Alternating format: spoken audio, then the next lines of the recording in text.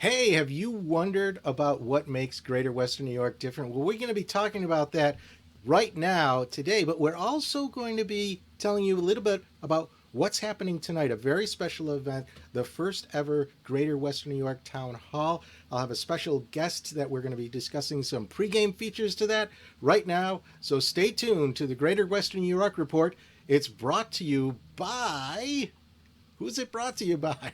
This is who it's brought to you by. Imagine yourself communicating with a difference. Pan-Dimensional Solutions helps you do this. Whether live spectator events, taped broadcasts, or real-time audience-engaging programs, you can benefit immediately from the tools Pan-Dimensional Solutions will share with you. Do you want to make a difference? Contact us at pandimensional.com.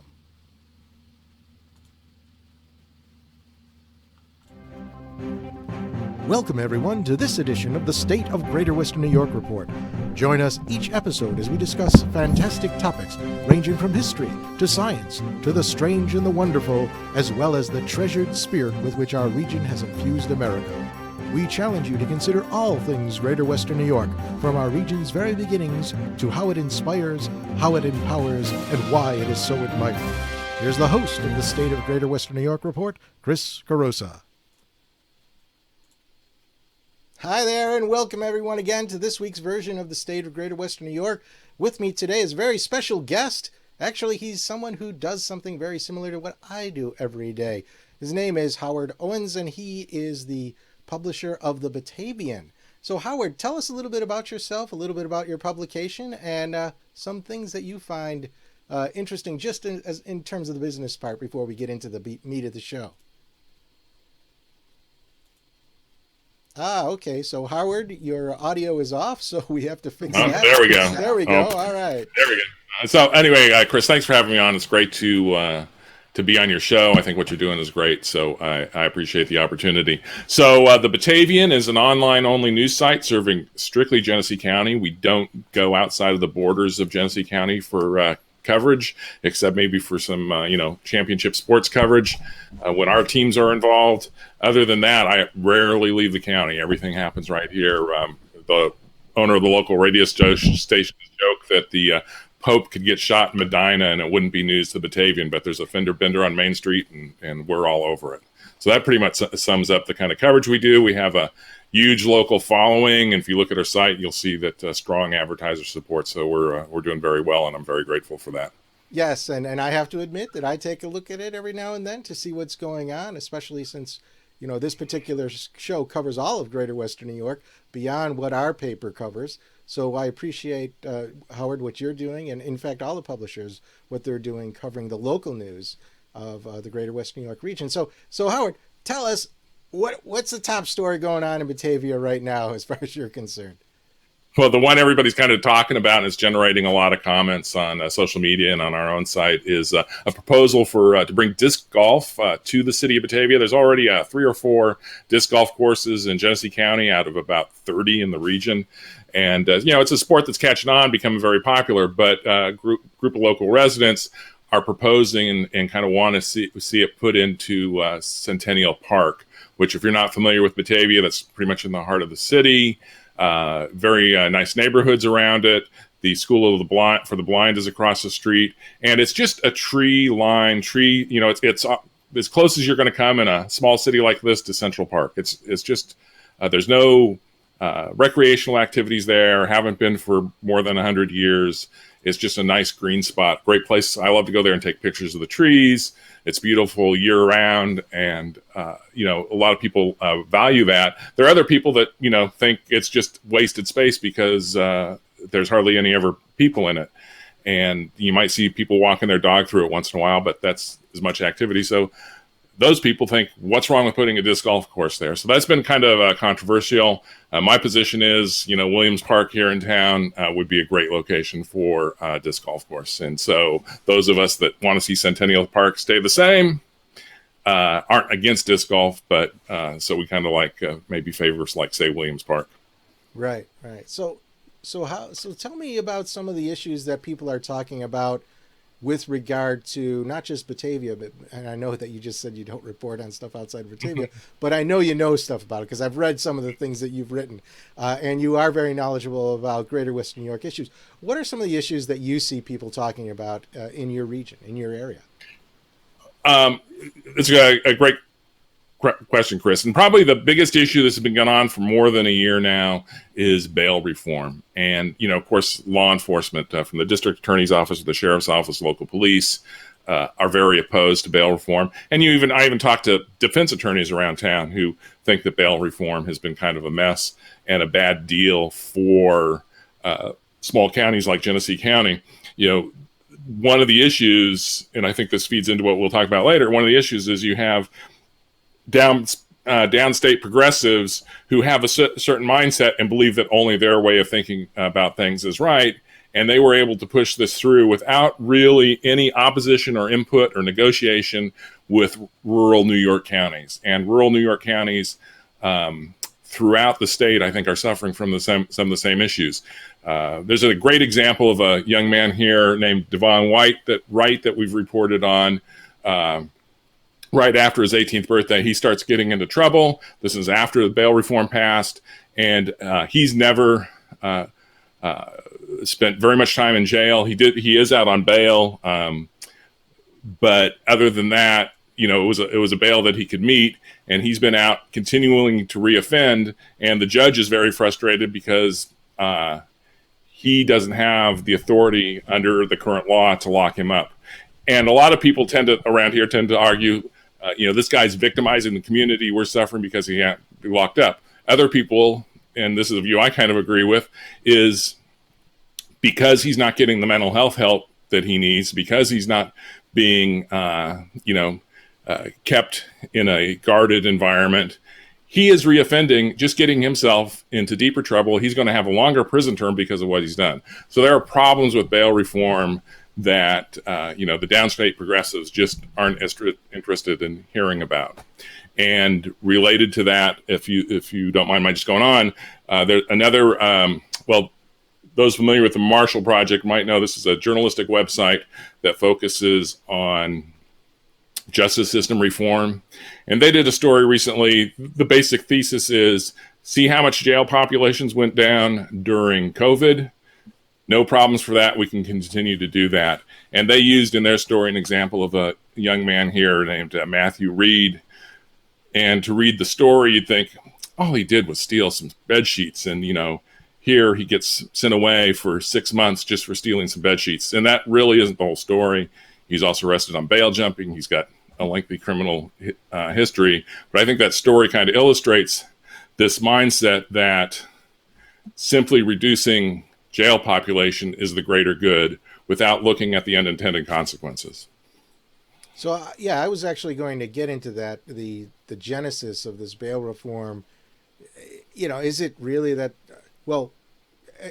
elaborate that or extend your comments when you say what that is, because I think that some people might question some assumptions that certain politicians have made as far as the effectiveness of doing this bail reform. So tell us a little bit more about the backstory. How did it come about, and why did it come about? There is a legitimate problem with particularly lower income people, and because of systematic racism in this country that often involves people of color that who get locked up and can't afford bail. They lose their jobs. They're unable to take care of their children or other members of their family or other responsibilities. Oftentimes these people are not, the vast majority of people that get arrested are kind of one and done. They're not the career people that are constantly get arrested. I mean, there's certainly a percentage of those people, but they're, not necessarily repeat offenders or might not be on that track other than they get arrested, they get a record, it's hard to get a job, or they lose their job, and now it's harder to get a new job, kind of once they're through the criminal justice system. And so the idea of bail reform is to put less people in jail so that they have, a chance to dig themselves out of whatever hole that arrest might have gotten them into.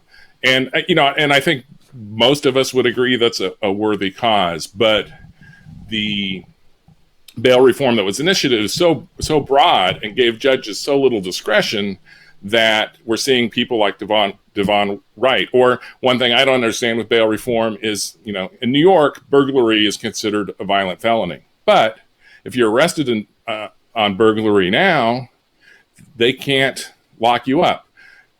The typical person who is committing a burglary is probably on drugs. And so now that they can't get in, the judge doesn't have the power because they don't have the power to lock them up. They also don't have the power now to send them to inpatient treatment.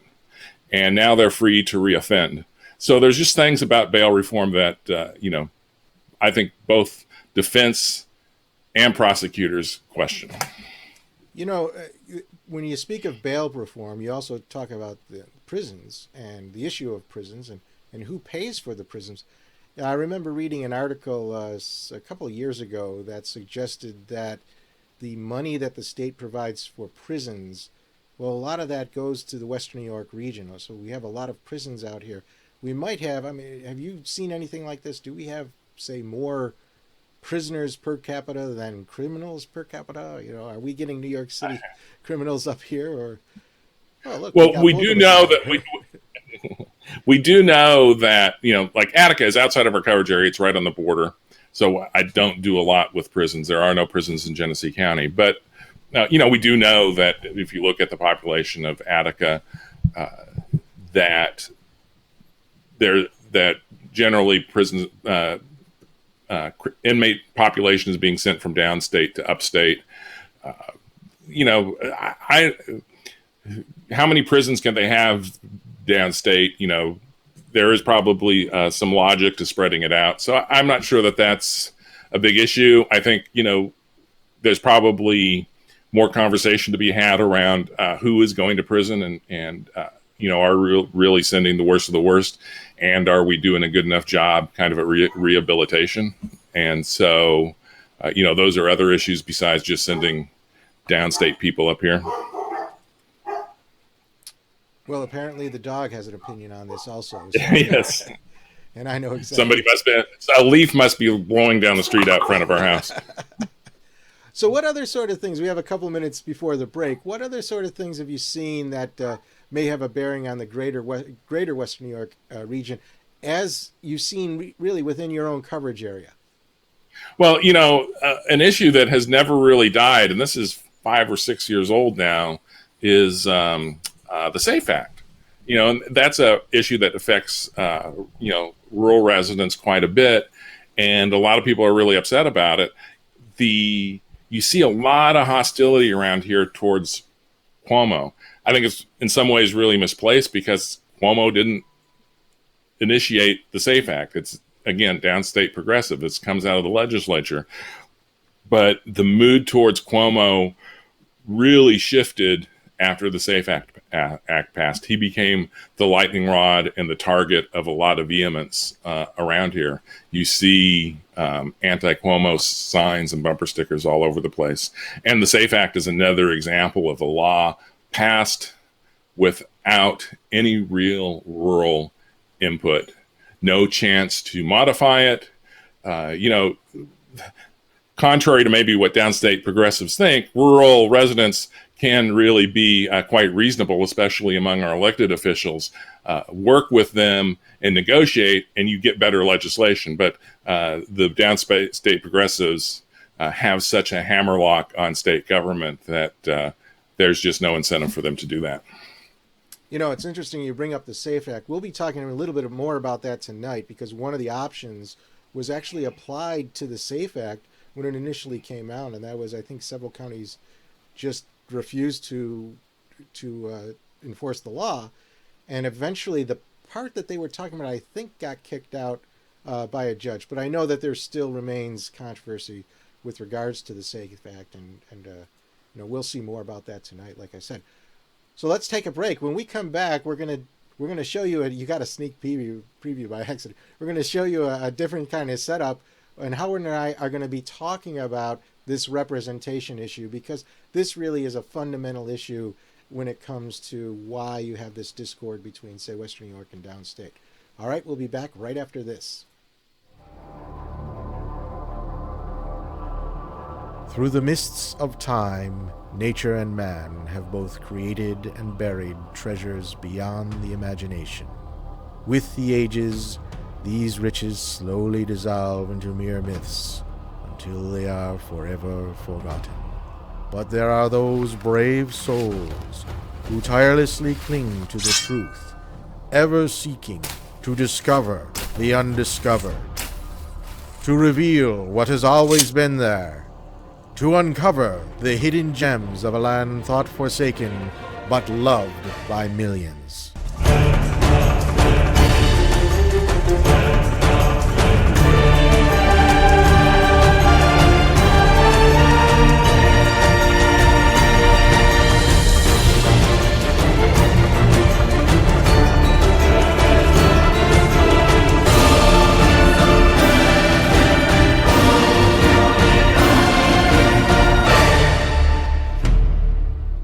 50 Hidden Gems of Greater Western New York.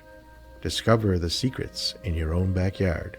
Buy your copy now at 50hiddengems.com. Welcome back to the State of Greater Western New York Report. I'm Chris Carosa, and with me today is Howard Owens. He's the publisher of the Batavian, an online newspaper. And Howard and I are going to be talking about an issue that Howard's written about and I've written about. And I'm going to let Howard go first to kind of describe the issue, and then we can talk about maybe ways that it could be resolved. Again, this is a lot of so whatever, we're pulling rabbits out of the hat or whatever when we talk about this. But I think from an intellectual standpoint, you'll find it very interesting. So Howard, why don't you go ahead and describe what we're going to be talking about? I'm happy to. First of all, I want to say your book looks fascinating. I'm going to have to get a copy. So the urban-rural divide in this country goes back to the founding of the nation, and that throughout the last couple hundred years has become even more pronounced as urban areas continue to grow and become more populous, and rural areas, with the mechanization of farming and other changes in demographics, rural communities have shrunk in population, and that has exacerbated this divide between urban and rural. And there's a lot of reasons why urban residents have a different outlook on life, a different outlook on family, a different outlook on the way people come together to solve problems versus a stronger, more independent nature of rural people who, have come up in an environment, and their families for generations have been part of an environment where, individual initiative is what's really needed to survive. So these create very different outlooks on life. And if you'll notice throughout this podcast, I've never used the names Republicans and Democrats. To me, parties are a whole different animal, different problem. The real issue that drives politics is a difference in mindset. And one of the biggest differences is that urban-rural divide. And New York is, I think, exhibit one in where that is really causing huge societal fractures. Right. And I think this is represented in the way New York State makes the laws and how the New York State Constitution actually was created before the United States Constitution. And they didn't really have the model that the United States used in terms of its representative government. The United States had to deal with this problem, the large colonies versus the small colonies. I mean, it's a concept that's similar to, or maybe metaphorically similar to, the rural versus the urban divide. But the way the Founding Fathers decided to deal with it was to create a population-based representative branch of government, which is the Congress, the House, but then a bi-state representation, which is the Senate. And the Senate really prevents what is called the dictatorship of the majority. So in other words, if the people who have the most votes always win, well, you can get a majority bloc together who in effect would create a dictatorship over the minority. And it seems, because of the way New York State is set up, its representative government, the Senate and the Assembly, both population-based, we don't really get a good, fair, broad representation from the less populated, as you described, rural areas. So what? Tell us a little bit about your thoughts on that, Howard, and maybe what you wrote about it in your article from a few years ago.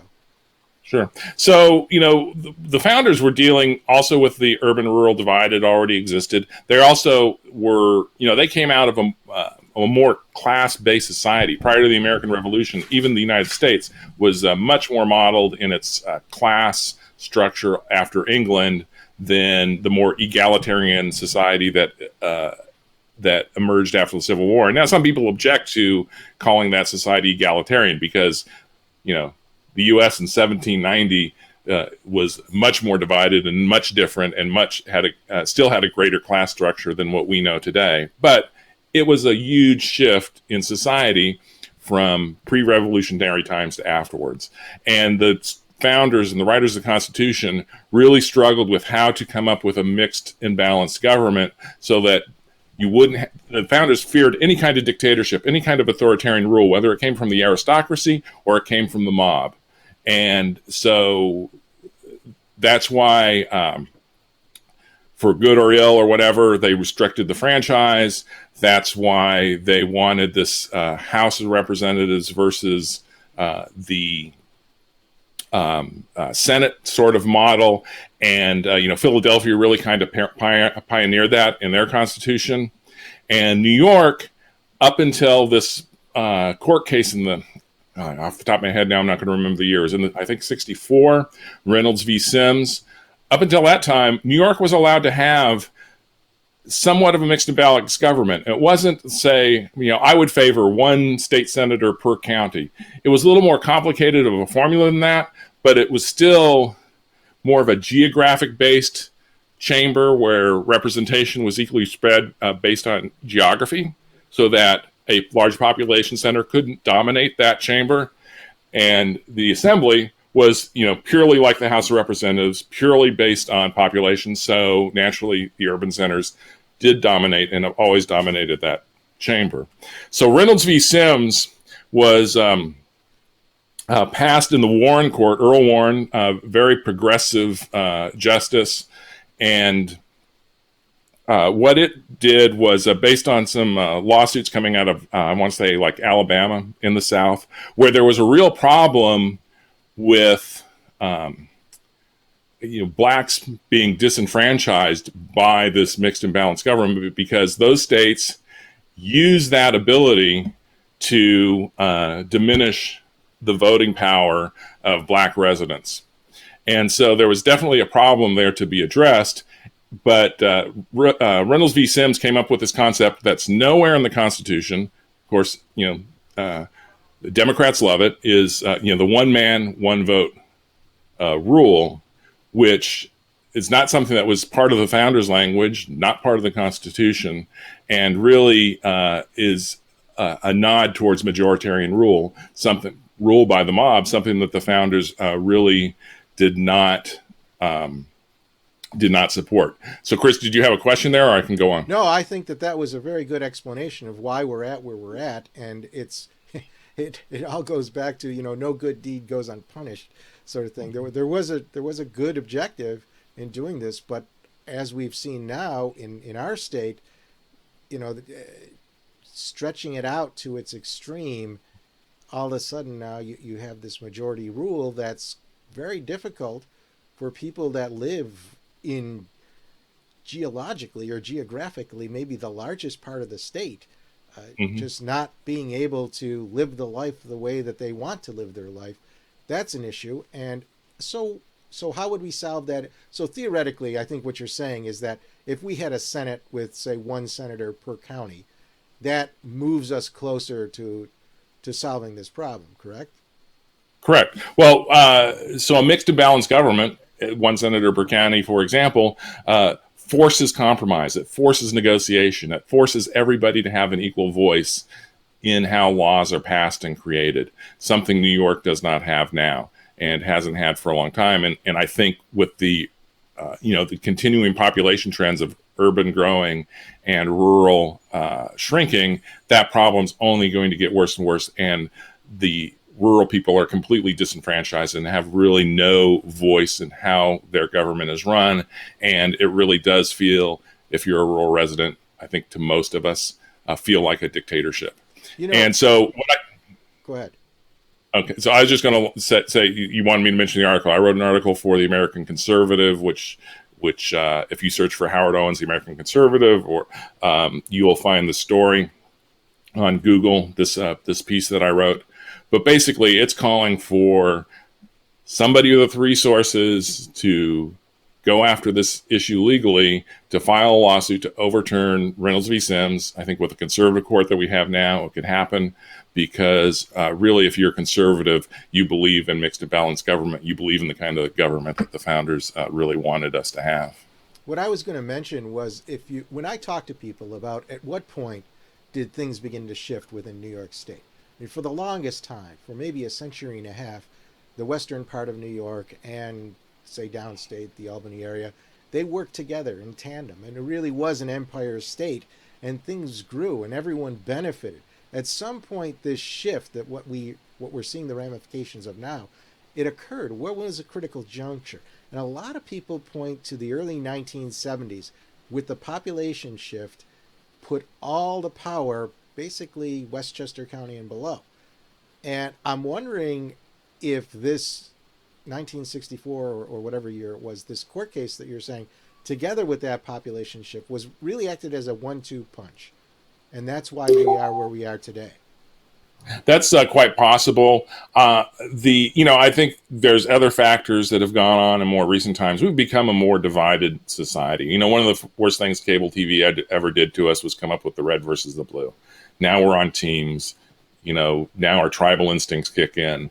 And, no side wants to, the really truly partisan people believe that every Republican, every rural person is evil and wrongheaded about everything. And of course, most people on that rural side see every progressive and every Democrat as evil. And of course, we know in reality, that isn't really true, but that partisanship. And so that has further eroded the ability to compromise. I think even at times when both houses were controlled by the Democrats, there was a greater willingness to compromise. That has kind of gone away. And I also think it's made it harder. This great party divide has made it harder this is why the Republicans have lost a majority in the Senate, is it's made it harder for them to win and retain swing counties, those kind of purple counties. So that's just that's just made the divide worse as time's gone on. And I see without Reynolds v. Sims getting turned over, it's just going to get worse and worse. Right. Well, let's we're about ready to break now. I wanted to give everyone who's watching it live and who may be watching this as it's posted in this afternoon. There is this event tonight, the Greater Western New York Town Hall meeting, where we will be discussing what does independence of Greater Western New York look like. We will be discussing 3 specific solutions, and I will also be unveiling a new website that will allow people to talk about these 3 different ideas. And here's a sneak peek of what it looks like, and you can see that it's kind of very, very interesting. It's actually patterned after similar states and similar issues. You can go and learn more, and you can take certain actions, get involved, sign a petition, learn about our events, and talk about this 1786 project, which is actually a pretty good and interesting thing. If you want to see that, then you're invited to attend tonight's meeting.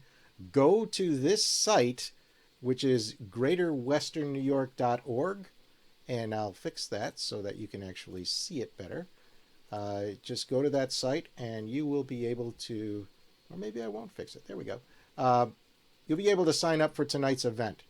So go there now, sign up, and don't forget to confirm that you want to do it. You're going to get an email. Don't let it get hung up in your email basket there, or whatever it's called.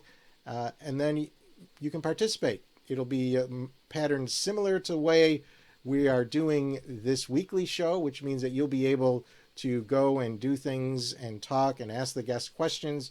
We had a lot of talking today, so we didn't have time to get to guest questions. I'm looking at them now. Sorry. But you can go to the meeting tonight and you can check it out there. So with that, I think that's all. Howard, thank you very much for being part of today's show. And thank everyone here for listening to today's show. We will see you again next week or tonight. All right. Thank you. Bye-bye for now.